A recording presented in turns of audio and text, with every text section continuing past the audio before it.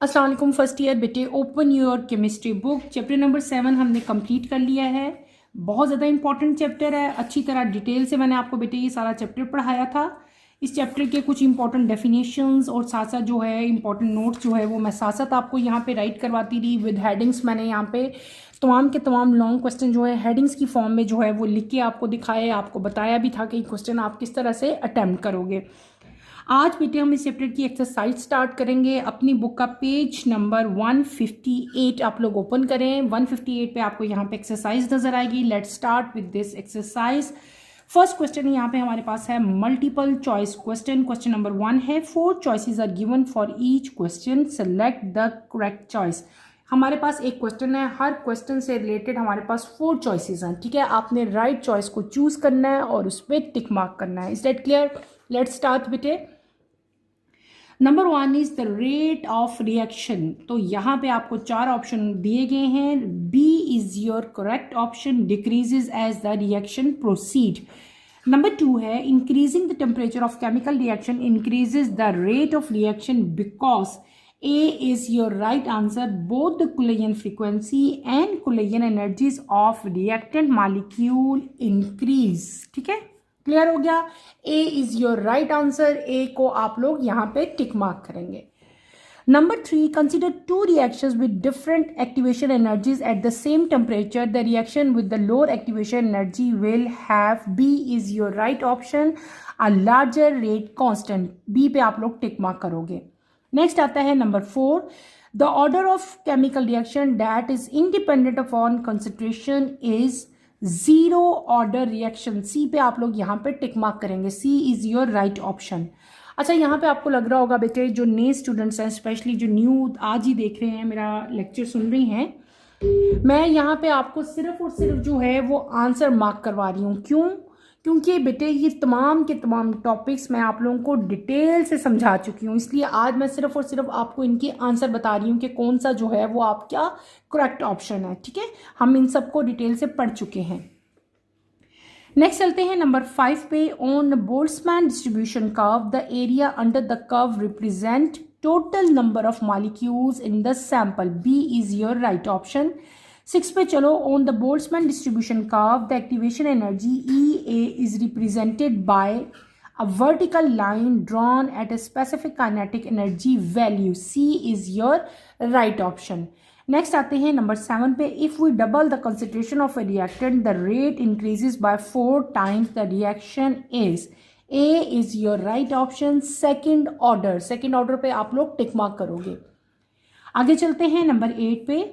The rate determining step in a multi step reaction is C, the slowest step. C पे आप लोगों ने टिक mark करना है। नेक्स्ट आपका आता है 9, the reaction NO2 plus NO plus CO2 occurs in 2 steps. What is the rate law equation for this reaction? D, R is equals to K1 NO2 power 2। D is your right option। D पे आप लोग यहाँ पे tick mark करोगे। Next page पे आओ। Page number 160 अपनी book का आप लोग ओपन करें।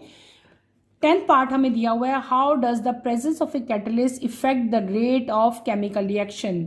Right answer is D, it increases the rate of both forward and reverse reaction. D पे आप लोग टिक मार्क करेंगे। 11, on an energy profile diagram the presence of catalyst is represented by B. B at lower peak representing the activation energy. B is your right option. B पे आप लोगों ने टिक लगाना है। नेक्स्ट आते हैं part 12, the unit of rate constant K for a reaction depend on the. C is your right option, overall order of reaction. C पे आप लोग टिक लगाओगे। आगे चलते हैं 13 पार्ट पे। A first order reaction has the half life T1/2 of 20 minutes. What is the value of its rate constant K? C, 0.0347 per minute is your right answer। C पे आप लोग टिक लगाएंगे। इज डेट क्लियर बेटे? First question हमारा MCQ जो है वो complete हो गए हैं। अब हम अपने सेकंड क्वेश्चन की तरफ मूव करेंगे। सेकंड क्वेश्चन हमें यहाँ पे क्या दिया हुआ है, शॉर्ट क्वेश्चन आंसर जो है ये हमें गिवन है। वन बाय वन मैं आपको तमाम के तमाम क्वेश्चन जो है वो एक्सप्लेन करती जाऊंगी। जो डेफिनेशन आपकी बुक में गिवन नहीं है वो राइट करवाऊंगी, ठीक है। आप लोग मेरे साथ साथ ये सारे क्वेश्चन बेटे करते जाओ। और एक बात और यहाँ पे याद रखनी है आपने कि आपके पेपर में 70% शॉर्ट क्वेश्चन जो हैं वो आपकी एक्सरसाइज में से आते हैं, इसलिए आप लोगों ने एक्सरसाइज वाले शॉर्ट क्वेश्चन जो हैं इनको मस्ट प्रिपेयर करना है, ठीक है। इनको चॉइस पे नहीं छोड़ना। Let's start. आपकी बुक का पेज नंबर 160 है। फर्स्ट क्वेश्चन हमारे पास आता है A part, what do you understand by rate of reaction. यहाँ पे आपने रेट ऑफ रिएक्शन की डेफिनेशन लिखनी है। आपकी बुक के पीछे भी इसकी डेफिनेशन दी हुई है। चैप्टर के बिल्कुल स्टार्ट पे आ जाओ, आप शुरू में आए चैप्टर के। ये देखें यहाँ पे आपको लिखा हुआ है रेट ऑफ रिएक्शन, ये इसकी डेफिनेशन दी हुई है, ये इसकी मैथमेटिकल इक्वेशन दी हुई है, ठीक है। आपने ये भी राइट करनी है, रेड कलर में जो है रेट ऑफ रिएक्शन आगे लिखा है ये भी आप लिखोगे, और साथ ही इसकी इक्वेशन भी लिखोगे delta x over delta T, ठीक है। पेज नंबर 141 पे इसका आंसर गिवन है, ठीक है। आपने यही डेफिनेशन और यही इक्वेशन यहाँ पे लिखनी है। Is that clear? अगले क्वेश्चन की तरफ चलते हैं, बी पार्ट की तरफ। Give the difference between enthalpy change of reaction and energy of activation of reaction. आपकी बुक में बेटे इंथैल्पी चेंज ऑफ रिएक्शन यानी कि डेल्टा एच की डेफिनेशन भी गिवन है, एक्टिवेशन एनर्जी की डेफिनेशन भी आपको दी हुई है। आपने इन दोनों की डेफिनेशन जो है वो लिख दो, वही इनका मेन डिफरेंस है। सिंपल क्या लिख लेंगे, इंथैल्पी चेंज में आप लोग क्या लिखोगे कि enthalpy change represent the overall energy difference between the product and reactant in a chemical reaction. और इसको हम किस तरह से राइट करते हैं, डेल्टा एच से। डेल्टा एच जो है वो ग्रेटर होगा 0 से जब रिएक्शन आपका एक्सोथर्मिक होगा, और डेल्टा एच जो है वो लेस देन 0 होगा जब आपका रिएक्शन जो है वो डेल्टा एच की वैल्यू जो है वो लेस देन 0 होगी, ठीक है।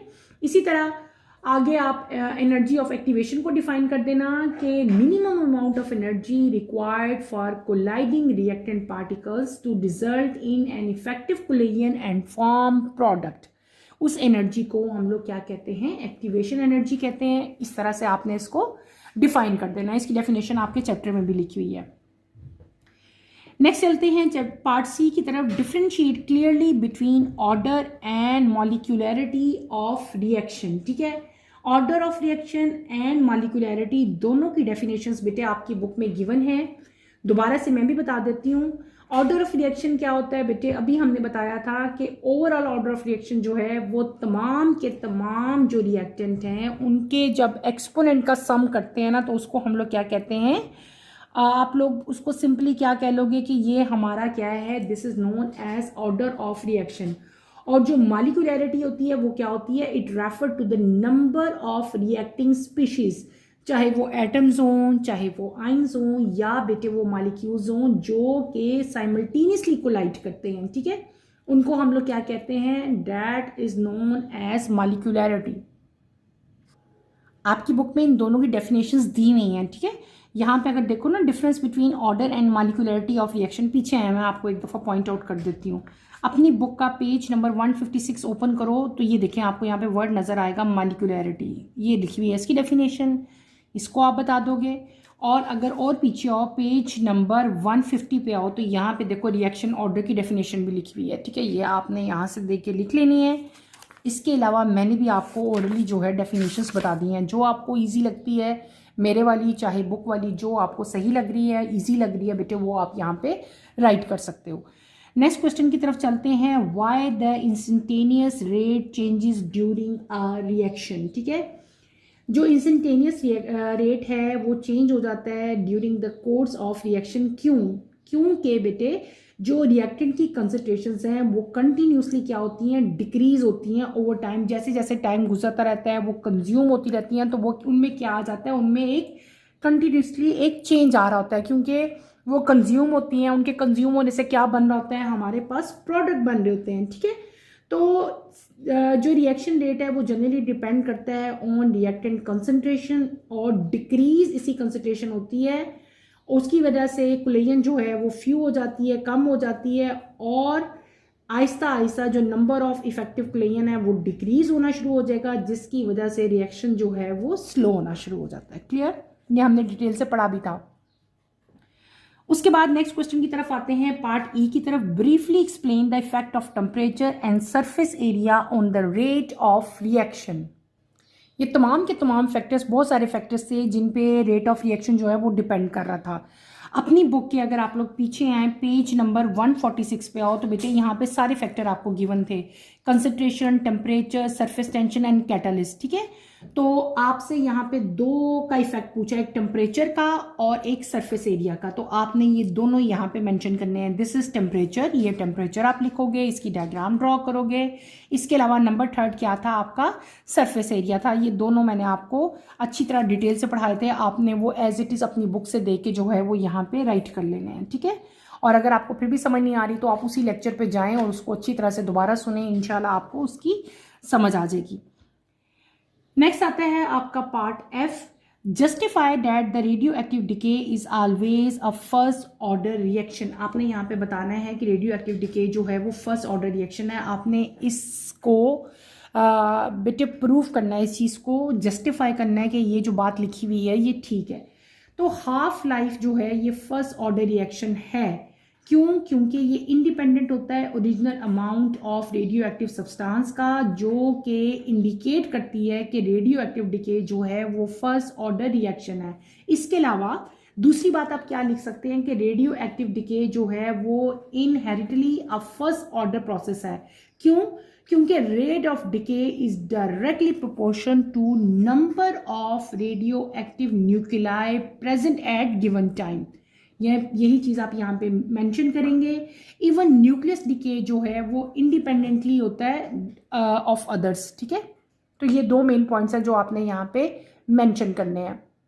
तो बेटे समझ आ गई आपको कि क्यों ये फर्स्ट ऑर्डर रिएक्शन है। मैंने आपको क्या बता दिया कि हाफ लाइफ जो है ये कांस्टेंट है और इंडिपेंडेंट होती है किसके, original amount of radio active substance के, जो कि इंडिकेट करता है कि रेडियो एक्टिव डिके जो है वो फर्स्ट ऑर्डर रिएक्शन है। इसके अलावा दूसरा पॉइंट मैंने यहाँ पे क्या बताया था कि रेडियो एक्टिव डिके जो है इनहेरिटली फर्स्ट ऑर्डर प्रोसेस है, बिकॉज रेट ऑफ डिके जो है वो डायरेक्टली प्रोपोर्शन होता है to the number of radio active nuclei present at any given time. ठीक है, regardless of temperature and pressure, यानी कि वो टेम्परेचर और प्रेशर पे डिपेंड नहीं कर रहा होता है। ठीक है, ये आप यहाँ पे मेंशन करोगे। नेक्स्ट क्वेश्चन की तरफ मूव करते हैं, पार्ट जी की तरफ। A reaction is second order with respect to a reactant, how is the rate of reaction affected if the concentration is double and reduce to half. Reaction अगर आपका second order हो तो उसको हम किस तरह से एक्सप्रेस करेंगे। आप अपनी बुक के पीछे आए बेटे, यहाँ पे आपको ऑर्डर ऑफ रिएक्शंस दिए हुए हैं। हम बात कर रहे हैं यहाँ पे सेकेंड ऑर्डर ऑफ रिएक्शन की। ठीक है, आपने यहाँ पे मेंशन करना है, आपसे क्वेश्चन हम कर रहे हैं पार्ट जी। पार्ट जी में आप सेकेंड ऑर्डर की डेफिनेशन लिखोगे, Ka2 ये लिखोगे आप। उसके बाद आपसे उन्होंने क्या पूछा है कि अगर कंसंट्रेशन डबल कर दी जाए या कंसंट्रेशन रिड्यूस कर दी जाए देन व्हाट हैपन। ठीक है, मैंने पहले क्या कह दिया, आपने डेफिनेशन लिखनी है, फिर आपने ये इसकी इक्वेशन लिखनी है, उसके बाद हम यहाँ पे एक एग्जाम्पल करेंगे। ठीक है, एग्जाम्पल की मद में मैं आपको यहाँ पे क्या करवाऊंगी बेटे, जो क्वेश्चन आपसे क्वेश्चन में पूछ लिया है, क्या पूछा हुआ है, rate of reaction if concentration is double and reduce to half, वो किस तरह होगा। ठीक है, वो मैं आपको यहाँ पे राइट करवा देती हूँ, उसको आप एज इट इज़ अपनी नोटबुक पे उतार लो और फिर इसको आप कर लेना। ठीक है, हम कर रहे हैं यहाँ पे पार्ट जी, शॉर्ट क्वेश्चन आंसर्स का। ठीक है, अब यहाँ अगर कंसंट्रेशन डबल हो जाए, if concentration is double, double पूछा हुआ है ना आपसे कि अगर डबल हो जाए, मैंने आपको क्या कहा कि इस क्वेश्चन में आपने सेकंड ऑर्डर जो है उसकी डेफिनेशन लिखनी है, उसका आगे आपने वो मैथमेटिकल इक्वेशन भी लिखनी है, rate is equal to Ka² वाला। अगर आपकी कंसंट्रेशन डबल हो जाती है, DOUBLED, ठीक है, और यानी कि कंसंट्रेशन क्या हो जाएगी डबल, तो मैंने यहाँ पे 2 लगा लिया, व्हाट हैपन।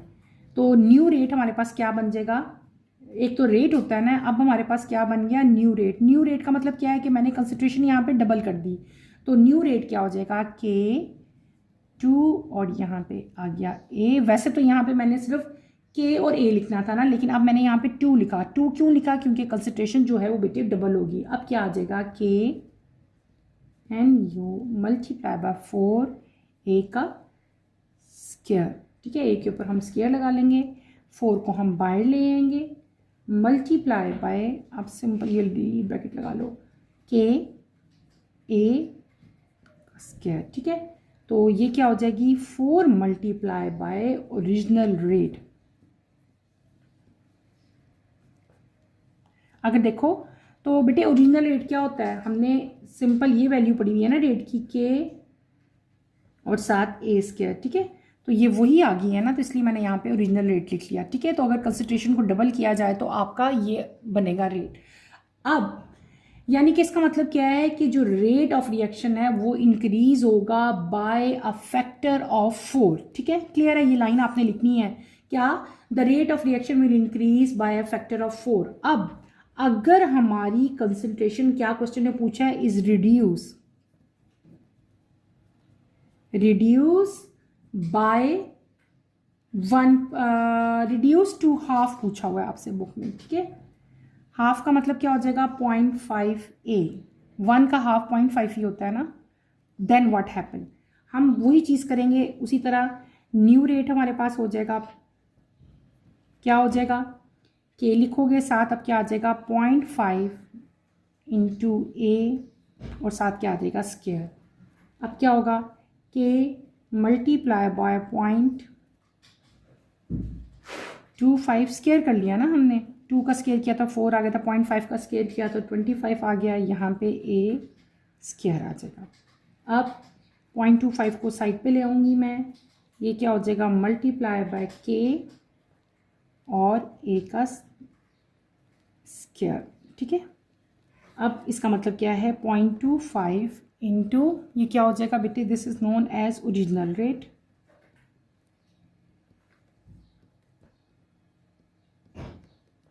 इसका मतलब ये हुआ कि rate of reaction will be reduce to 1/4 of its original rate, यानी कि वो कितना रिड्यूस हो जाएगा 1/4, ठीक है। तो ये आपने एज इट इज़ अपनी नोटबुक्स बेटे उतार लो, इसको आपने इस तरह से सॉल्व करना है पार्ट जी को, ठीक है। ये मैंने आपको रिटन फॉर्म में दे दिया।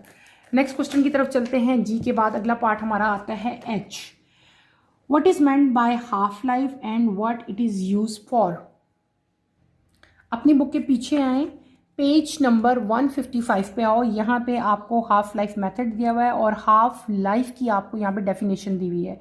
ये डेफिनेशन आप लिखेंगे, इसकी इक्वेशन लिखेंगे, उसके बाद आपसे क्या पूछा हुआ है, सेकंड पार्ट क्या है कि what is it use for, ये किस लिए यूज होता है। तो इसके 3 मेन यूजेस हैं जो मैं आपको बताऊंगी यहाँ पे। पहला इसका यूज क्या है, करेक्टराइजिंग रिएक्शन रेट, यानी कि ये कन्वीनियंट मेथड है किसी भी रिएक्शन की जो स्पीड है, जो रेट है, उसको डिस्क्राइब करने के लिए, ठीक है, स्पेशली फर्स्ट ऑर्डर रिएक्शन को। दूसरी इसका यूज क्या है कि इससे हम लोग रेट कांस्टेंट को कैलकुलेट कर सकते हैं, फॉर कैलकुलेटिंग रेट कांस्टेंट, ठीक है। फर्स्ट ऑर्डर रिएक्शन का जो हाफ लाइफ है वो डायरेक्टली रिलेटेड होती है किसके साथ, रेट कांस्टेंट के साथ। तीसरा इसका यूज क्या है बेटे, dating application. Radio active decay में हाफ लाइफ को यूज किया जाता है for carbon dating and other radiometric dating techniques के लिए, ठीक है। ये आप यहाँ पे लिखोगे, यानी कि यहाँ पे मैंने आपको 3 मेन इसके यूजेस बताए हैं, तीनों आप हेडिंग दे के लिखेंगे। कौन कौन से बताए मैंने, करेक्टराइजिंग रिएक्शन रेट, नंबर 2 मैंने क्या बताया, कैलकुलेटिंग रेट कांस्टेंट, नंबर 3 मैंने आपको क्या बता दिया, dating application. Is that clear. ये हमारा पार्ट एच कंप्लीट हो गया। अब अगले पार्ट की तरफ मूव करते हैं हम, part I. Why does wood burn more rapidly in pure oxygen than air. Wood जो है बेटे वो प्योर ऑक्सीजन में जल्दी बर्न होती है देन इन एयर, बिकॉज आप यहाँ पे क्या लिखेंगे कि जो कंसंट्रेशन है ऑक्सीजन की वो सिग्निफिकेंटली हायर होती है प्योर ऑक्सीजन में देन इन एयर, ठीक है। और according to law of mass action, higher concentration of reactant जो है it leads to more reacting particles per unit volume. यही आप यहाँ पे मेंशन करेंगे और सिंपल सा इसका आपने ये जो है वो आंसर लिख देना है। पार्ट जे की तरफ चलते हैं। A catalyst loads the activation energy of a chemical reaction, illustrate it, ठीक है। अपनी बुक के पीछे आओ बेटे, कैटलिस्ट वाले टॉपिक पे आओ। पेज नंबर 147 पे आए। यहाँ पे आपको कैटलिस्ट दिया, आप कैटलिस्ट की डेफिनेशन लिखेंगे, इसकी कोई एक आध एग्जाम्पल लिखोगे और इसी को आप एक्सप्लेन करोगे कि कैटलिस्ट जो है it work by providing an alternative reaction pathway. ठीक है, आपने ये वाली डायग्राम ड्रॉ करनी है। ठीक है, ये जो यहाँ पे बनी हुई है आपकी बुक के पेज नंबर 148 पे जो डायग्राम बनी है, ये डायग्राम आपने यहाँ पे ड्रॉ करनी है।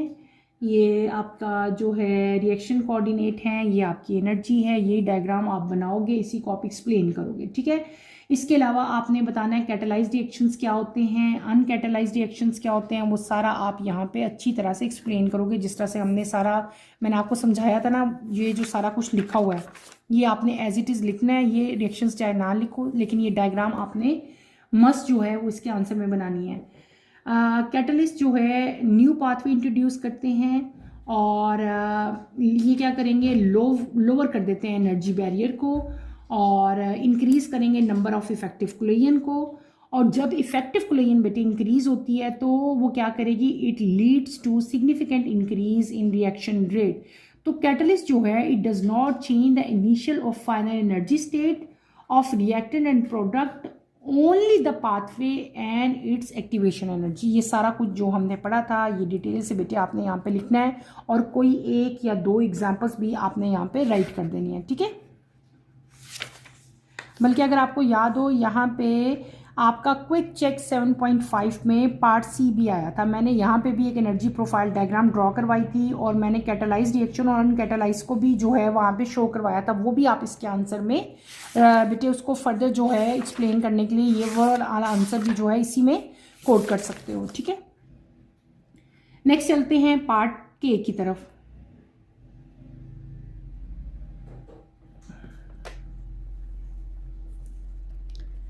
A rate constant for a reaction, rate constant for a certain reaction is 3.5 into 10 raised to power minus 4 per second at 25 degree centigrade. What is the order of reaction? Explain based on the unit of rate constant. ठीक है, ये हमारे पास एक छोटा सा question है, आपने इस क्वेश्चन को बेटे ये बताना है करके। ठीक है, इजी सा है, पार्ट के करवा रही हूँ आप लोगों को मैं बेटे, पार्ट के। आप सिंपली इसमें जो है हम कुछ नहीं करना, इसमें सिर्फ आपने बताना है explain based on the unit of rate constant. यहाँ पे आप क्या बताएंगे, जो यूनिट है रेट कांस्टेंट के का वो क्या है, ये लिखा हुआ जो S-1, ठीक है, पर सेकेंड। तो फर्स्ट ऑर्डर रिएक्शन के लिए जो यूनिट ऑफ रेट कांस्टेंट है वो क्या होता है, S-1 होगा। देयरफॉर ये जो रिएक्शन आपको दिया हुआ है this is first order reaction. What is the order आपको पूछा हुआ है ना, what is the order of the reaction, तो आप क्या बताएंगे, this is first order reaction. कौन सा ऑर्डर है, this is first order reaction, क्योंकि इसका जो यूनिट है वो क्या है, S-1 है। Is that clear? छोटा सा इसका आंसर था, यही आपने बस इसमें राइट करना है। अगले क्वेश्चन की तरफ मूव करते हैं बेटे। अगला क्वेश्चन हमारे पास दिया हुआ है part L. If the initial concentration of the reactant is 0.5 मोल पर decimetre cube, calculate the initial rate of reaction. ठीक है, बहुत इजी है, मैं आप लोगों को ये करवा देती हूँ। हम बात कर रहे हैं पार्ट एल की। ठीक है, शॉर्ट क्वेश्चन आंसर्स का पार्ट एल मैं आप लोगों को करवा रही हूँ। पार्ट एल हम करेंगे। हमें क्या दिया हुआ है, रेट कांस्टेंट, यानी कि के यहाँ पे गिवन है, क्या वैल्यू दी है, 3.5 इंटू 10⁻⁻⁴ S-1। इनिशियल कंसंट्रेशन हमें दी हुई है, इनिशियल कंसंट्रेशन 0.5 मोल बस डेसीमीटर क्यूब पर डेसीमीटर क्यूब। ठीक है, आपने यहाँ पे क्या फाइंड बताना है, इनिशियल रेट बताना है। इनिशियल रेट हम कैसे फाइंड करेंगे, इनिशियल रेट आपसे पूछा हुआ है,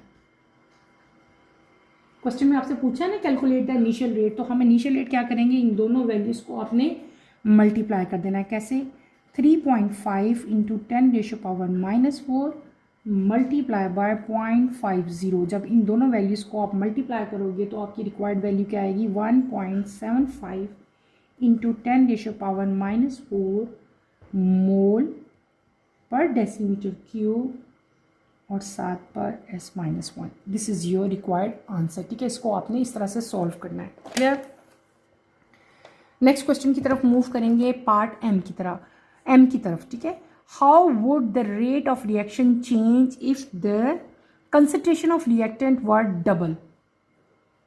आप यहाँ पे सिंपल बेटे बता दोगे कि रिएक्शन इज फर्स्ट ऑर्डर, ठीक है, और जो रेट है वो डायरेक्टली प्रोपोर्शन होता है किसके, कंसंट्रेशन ऑफ रिएक्टेंट के। अगर हम कंसंट्रेशन जो रिएक्टेंट की है उसको डबल करेंगे तो जो रेट का रिएक्शन है, यानी कि जो रेट ऑफ द रिएक्शन है वो भी हमारा क्या हो जाएगा, डबल हो जाएगा। क्या हो जाएगा, डबल हो जाएगा। किस तरह से डबल हो जाएगा, यानी कि के आप सिंपल यहाँ पे कैसे लिख लोगे, एम का आंसर मैं यहाँ पे लिख रही हूँ ना।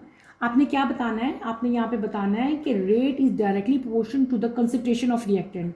अगर कंसंट्रेशन रिएक्टेंट की बेटे डबल हो जाए तो rate of reaction will also be double, ठीक है। कैसे लिखेंगे हम न्यू रेट, मैंने अभी इससे पहले भी एक न्यूमेरिकल करवाया था, उसमें भी लिखवाया था, वही हमने यहाँ पे किया। New rate is equal to K2 into reactant, ठीक। यहाँ पे हम क्या कर लेंगे, 2K को अंदर ले आएंगे और यहाँ पे हम क्या कर लेंगे, रिएक्टेंट। डबल हो रहा है ना ये, अब ये क्या हो जाएगा 2, और ये क्या चीज़ है, ओरिजिनल रेट है। अब देखो ये डबल हो गया किसके, ओरिजिनल रेट का। जो भी ओरिजिनल रेट होगा उसके वो डबल हो जाएगा। ये आप यहाँ पे राइट कर दोगे। आगे चलते हैं एन पार्ट की तरफ। A certain first order reaction has a rate constant. Calculate the half life of the reaction in minutes. आपने यहाँ पे half life जो है वो बेटे फाइंड आउट करनी है, ठीक है। हम कर रहे हैं पार्ट एन, पार्ट एन करवा रही हूँ मैं आप लोगों को, ठीक है। मेरे साथ साथ आप इसको सॉल्व करें। पार्ट एन में हमें यहाँ पे के की वैल्यू क्या दी हुई है बेटे, K is equal to 2.5 into 10⁻³ T 1/2 यानी कि हाफ कितना दिया हुआ है, 0.693 डिवाइडेड बाई के है ना आपकी बुक में। तो यहाँ पे के की वैल्यू लगा लेंगे हम 2.5 इंटू 10⁻³ तो जब इन दोनों को हम डिवाइड करेंगे हमारी वैल्यू कितनी आ जाएगी, 277.2 सेकेंड आ जाएगी। सेकेंड को हमने कन्वर्ट करना है किस में, मिनट्स में। कैसे कन्वर्ट करेंगे, 277.2 second divided by 60 second divided by minute. अब आपकी वैल्यू क्या आ जाएगी बेटे, डैट इज़ 4.62 मिनट्स आ जाएंगे आपका आंसर, ठीक है। क्लियर, ये हमारा पार्ट एन का आंसर हो गया। अगले क्वेश्चन की तरफ मूव करते हैं। लास्ट क्वेश्चन हमारा शॉर्ट क्वेश्चन है। A radioactive isotope decay by a first order process with a half life of 12 hours. Calculate the rate constant for the decay in per second. बहुत easy है, part ओ कर रहे हैं हम लोग, ठीक है। कैसे करेंगे, हमें यहाँ पे हाफ लाइफ गिवन है T 1/2, कितनी गिवन है, 12 आवर्स, ठीक है। हम कन्वर्ट करेंगे हाफ लाइफ को पहले सेकंड में, ठीक है। सेकंड में कन्वर्ट कैसे करते हैं, 12 hours multiply by 60 minutes divided by hours multiply by 60 second, ठीक है। ये मैंने आपको एक बता दिया कि आप कैसे इसको जो है आवर्स को कन्वर्ट करोगे सेकेंड्स में। जब इस तरह से आप कन्वर्ट करोगे तो हमारी hours into seconds divided by minutes करना है आपने, ठीक है। जब आप इस तरह से इसको कन्वर्जन करोगे तो आपका जो न्यू टाइम बनेगा वो क्या बन जाएगा बेटे, 43200 सेकेंड्स बन जाएंगे, ठीक है। सेकेंड्स में कन्वर्ट कर लिया इस टाइम को। अब हमने के की वैल्यू फाइंड करनी है। के की वैल्यू कैसे करेंगे, हमारा क्या वैल्यू दी हुई थी हमें, जो हाफ लाइफ थी वो कितनी थी, K is equal to 0.693 by half life था ना। तो यहाँ पे मैं क्या लिखूंगी, के इज इक्वल टू 693 और डिवाइडेड बाय जो इसका टाइम हमारा आया है 43200 सेकेंड्स आए। तो हम जब इनको कैलकुलेट किया तो हमारी वैल्यू क्या आ गई, 1.60 बेटे इंटू 10⁻⁻5 पर सेकेंड, ठीक है। ये आपकी रिक्वायर्ड वैल्यू, ये मैंने यहाँ पे पूरा लिख दिया बेटे। कैलकुलेशन तो आप लोग खुद कर सकते हो ना। यहाँ पे मैंने लिखा है कि हम लोग किस तरह से इसको जो है वो कन्वर्ट करेंगे सेकंड में 12 आवर्स को। तो 12 hours multiply by 60 divided by hours multiply by 60 second पर मिनट्स। तो उस तरह से आपके जो हैं 12 आवर्स किसके इक्वल हो जाएंगे, वो मैंने यहाँ पे सेकेंड लिख दिया। क्लियर हो गया। इस तरह से हमारा पार्ट ओ भी जो है वो कंप्लीट हो गया। नेक्स्ट आपके पास आते हैं डिस्क्रिप्टिव क्वेश्चन। डिस्क्रिप्टिव क्वेश्चंस आपके लॉन्ग क्वेश्चंस हैं। लॉन्ग क्वेश्चन का मतलब है कि सारे के सारे क्वेश्चन आपके चैप्टर में से आए हैं। मैंने आपको तमाम पूरा चैप्टर जो है वो डिटेल से पढ़ाया हुआ है। इन सब के आंसर जो हैं आपके चैप्टर में मौजूद है, लेकिन फिर भी अगर आपको कोई आंसर जो है वो नहीं मिल रहा तो मुझे आप लोग बताएं, मैं आपको जो है वो पॉइंट आउट करवा दूंगी बेटे। उसके नेक्स्ट क्वेश्चन की तरफ चलते हैं। नेक्स्ट क्वेश्चन हमारे पास है न्यूमेरिकल प्रॉब्लम्स। पेज नंबर 161 पे आओ। आपको टोटल 3 न्यूमेरिकल्स यहाँ पे दिए हुए हैं, ठीक है। मैं आपको तीनों के तीनों यहाँ पे न्यूमेरिकल्स करवा देती हूँ, ईजी हैं। फर्स्ट न्यूमेरिकल की तरफ चलते हैं। Question number 6, calculate the reaction rate if the concentration of A is 0.5 m, the concentration of B is 0.2 and the reaction constant k is 4. Given the rate law for the reaction is rate is equal to KAB square. Question number 6 के solution की तरफ चलते हैं बेटे। मैं आपको question number 6 करवाती हूँ। Let's start with the solution of question number 6, ठीक है। क्वेश्चन नंबर 6 हम करेंगे यहाँ पे 6, ठीक है। क्वेश्चन नंबर 6 में हमें क्या रिएक्शन दिया है इन्होंने, जो हमें के की यहाँ पे कांस्टेंट भी लिखा हुआ है। कैसे रिएक्शन हमारे पास क्या था, A+2B, ठीक है। यहाँ पे आप ये रिएक्शन लिखोगे, क्या हो गया, AB square according to your question. आपको उन्होंने बताया कि कंसंट्रेशन अगर ए की इतनी है तो कंसंट्रेशन बी की भी बता दी है, रेट कांस्टेंट बता दिया आपको, और क्या है, AB स्क्वायर है, तो इसलिए मैंने यहाँ पे 2B लिखा है, ठीक है। अकॉर्डिंग टू योर क्वेश्चन ये यहाँ पे रिएक्शन बनता है। अब हम कैसे करेंगे, हमें यहाँ पे बताया हुआ है, आपको भी पता है कि according to law of mass action यहाँ पे आपने लिखना है। According to law of mass action जो रिएक्शन रेट है, रेट ऑफ रिएक्शन, वो किसके डायरेक्टली प्रोपोर्शनल होता है, पता है ना बेटे आप लोगों को। A और साथ क्या आ जाएगा यहाँ पे B, और क्योंकि B 2 था तो यहाँ पे हम 2 लिख लेंगे। मतलब rate is equals to A into B का स्क्वायर, ठीक है। यही आपको क्वेश्चन में भी गिवन है।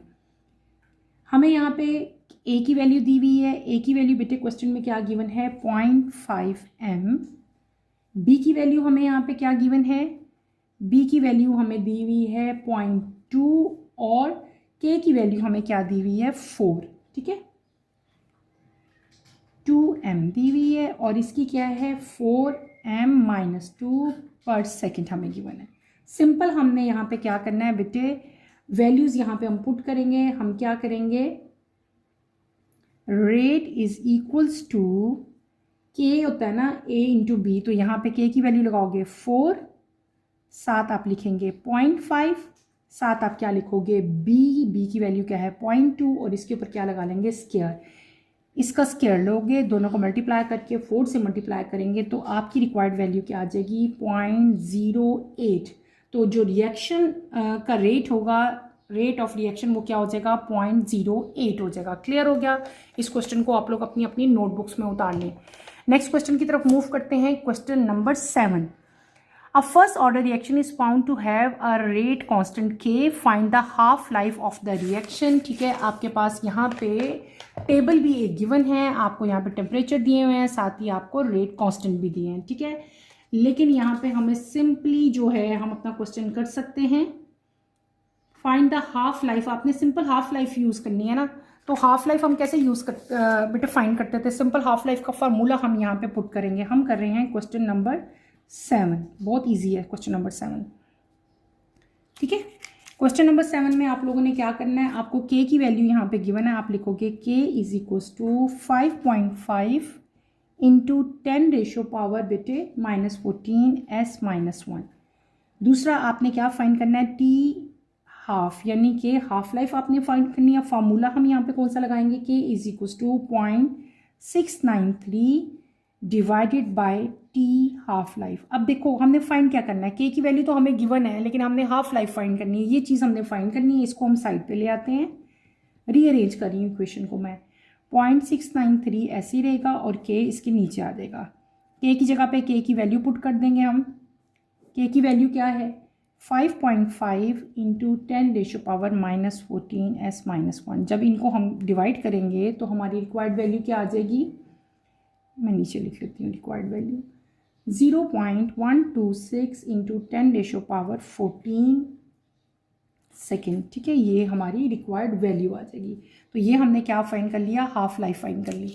अच्छा बेटा एक चीज़ यहाँ पे और मैं आपको बताती जाऊँ, जितने छोटे न्यूमेरिकल्स होते हैं ना, तो कोई छोटा सा न्यूमेरिकल है, सिर्फ हमने हाफ लाइफ फाइंड की, यहाँ पे हमने रेट जो है रेट ऑफ रिएक्शन फाइंड किया। तो इस तरह के जो छोटे छोटे न्यूमेरिकल्स होते हैं ये इनके आने के चांसेस ज़्यादा होते हैं, इस तरह के न्यूमेरिकल पेपर में ज़्यादा होते हैं। तो आपने ये दो न्यूमेरिकल तो मस्ट करने हैं, ये बहुत इंपॉर्टेंट है, ये पेपर में आ सकते हैं। ठीक है, लास्ट क्वेश्चन की तरफ मूव करते हैं। लास्ट क्वेश्चन है हमारा क्वेश्चन नंबर 8।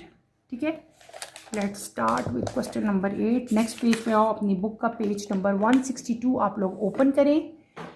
पेज नंबर 162 पे क्वेश्चन नंबर 8 है। 3 experiment have initial conditions were performed to measure have identical 3 experiment that have identical conditions were performed to measure the initial rate of reaction to HI H2 plus I2 experiments बताए हैं, HI और rate दिया हुआ है। Write the rate law for the reaction, find the value and unit of specific rate constant K। easy है। आपने यहाँ पे बेटे एक्सपेरिमेंट आपको दिए हुए हैं। टोटल उन्होंने क्या कहा है कि आपके पास यहाँ पे 3 एक्सपेरिमेंट्स है ना, 1 2 3, तो तीनों का जो है हम लोग अलग अलग फाइंड कर लेंगे। ठीक है, इनिशियल है, फिर हमारे पास यहाँ पे ना हम एक टेबल ड्रॉ कर लेते हैं, वो इजी है। मैंने इस तरह टेबल करके आप लोग सॉल्व करोगे ना, वो ज़्यादा इजी हो जाएगा। एक्सपेरिमेंट 1 का कर लेते हैं पहले, फिर 2 का कर लेंगे और फिर 3 का कर लेंगे। ठीक है, तो सबकी आपने यहाँ पे क्या करते रहना है, वैल्यूज पुट करते रहना है और उनको सिंपल डिवाइड करना है। पहले हम कर लेते हैं एक्सपेरिमेंट, मैं टेबल नहीं बनाती बल्कि ऐसे एक्सपेरिमेंट 1 के लिए कर लेते हैं। एक्सपेरिमेंट 1 आपको बताया हुआ है, इसकी वैल्यूज बस आप यहाँ पे करोगे। क्या कर लोगे, हमने फाइंड करना है रेट किसके इक्वल होता है, rate is equal to KHI, ऐसे हो जाएगा। हमने क्या फाइंड करना है, हमने फाइंड करनी है वैल्यू यहाँ पे K की। ठीक है, आपको क्या कहा है कि आप वैल्यू फाइंड करें यहाँ पे K की। K किसके इक्वल हो जाएगा, K is equal to rate divided by HI। हम कर रहे हैं फर्स्ट एक्सपेरिमेंट के लिए, फर्स्ट एक्सपेरिमेंट्स की आप यहाँ पे ले लोगे, क्या आपकी 1.1 इंटू 10⁻³ डिवाइडेड बाय क्या है आपके पास कंसंट्रेशन 0.15। ठीक है, आपकी जो रिक्वायर्ड वैल्यू आएगी बेटे वो क्या आ जाएगी, 7.3 इंटू 10⁻²। m हमारे साथ यूनिट भी लगा देना है आपने और साथ s-1। ठीक है, क्लियर। और साथ आपको ये भी कहा है कि आपने इनके यूनिट्स भी बताने हैं। ठीक है, तो यूनिट इसका क्या होगा, मैं यहाँ पे यूनिट भी लिख देती हूँ, इसका यूनिट हो जाएगा मोल स्क्वायर dm-6 s-1। ठीक है, फिर हम कर लेंगे एक्सपेरिमेंट नंबर 2 के लिए। एक्सपेरिमेंट 2 भी सेम ऐसे ही करना है, सिर्फ और सिर्फ क्या हो जानी है, हमारी वैल्यूज चेंज हो जानी है। तो मैं अब पूरा नहीं लिखूंगी, मैं सिर्फ वैल्यूज लिखूंगी। ठीक है, एक्सपेरिमेंट नंबर 2 हो गया हमारा, वो 1 था, ये मैं 2 करवा रही हूँ। ठीक है, सिंपल मैं यहाँ पे क्या लिखूंगी, K लिखूंगी। K रेट और HI होता है, लेकिन यहाँ पे सिर्फ वैल्यूज क्या हो जाएंगी, चेंज हो जाएंगी। 4.4 इंटू 10⁻³ डिवाइडेड बाय क्या हो जाएगा बेटे 0.030। वैल्यूज आपको टेबल में गिवन है, कैलकुलेट करेंगे तो क्या आ जाएगा 1.46 इंटू 10⁻⁻1 आ जाएगा। और क्या यूनिट हो जाएगा इसका, जो m² s-1। और दूसरा जो आपसे यूनिट्स पूछे हैं स्पेसिफिक रेट कांस्टेंट के, वो भी हम यहाँ पे लिख देते हैं मोल स्क्वायर dm-6 और s-1। ठीक है, अब एक्सपेरिमेंट 3 जो है उसके लिए हम करेंगे।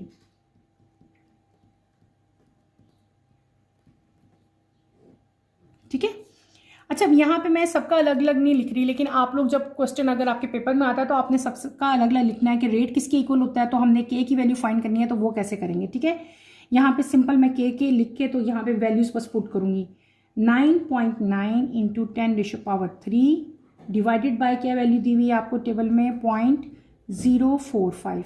इनको कैलकुलेट करोगे तो रिक्वायर्ड वैल्यू क्या आ जाएगी 2.2 इंटू 10⁻⁻1 m² और साथ क्या आ जाएगा S-1 आ जाएगा। दूसरा क्या आपके पास यूनिट आ जाएगा मोल टू DM +2, ये भी +2 होगा और ये क्या आ जाएगा S-1 आ जाएगा। ठीक है, यहाँ पे मैंने इनकी वैल्यू भी फाइंड कर दी और यूनिट्स भी लिख दिए हैं। स्पेसिफिक रेट कांस्टेंट के यूनिट्स भी आपसे पूछे हुए थे तो वो भी यहाँ पे तीनों के तीनों मैंने मेंशन कर दिया। Is that clear? ये हमारा क्वेश्चन नंबर 8 हो गया। ठीक है, तो बेटे इसके साथ ही हमारी एक्सरसाइज भी कंप्लीट हो जाती है। हमने इस एक्सरसाइज के तमाम क्वेश्चन कंप्लीट कर लिए।